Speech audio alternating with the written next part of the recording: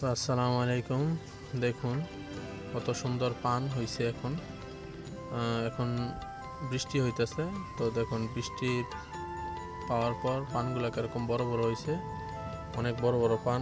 তো আসলে এগুলো দেখলে অনেক লোভ লাগে, খাইতে ইচ্ছা করে। তো আসলে আমি তো পান তেমন একটা খাই না, আমার নানি খায়। আমার নানির ভাগ্য দেখুন, এটা একটা কাঁঠাল গাছ।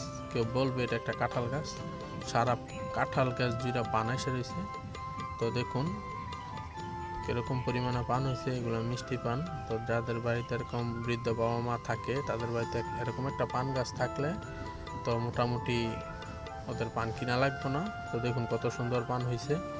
তো আরও এরকম নতুন নতুন সুন্দর সুন্দর ভিডিও পেতে আমার চ্যানেলটিকে সাবস্ক্রাইব করে রাখুন। তো সবাই ভালো থাকবেন। আসসালামু আলাইকুম।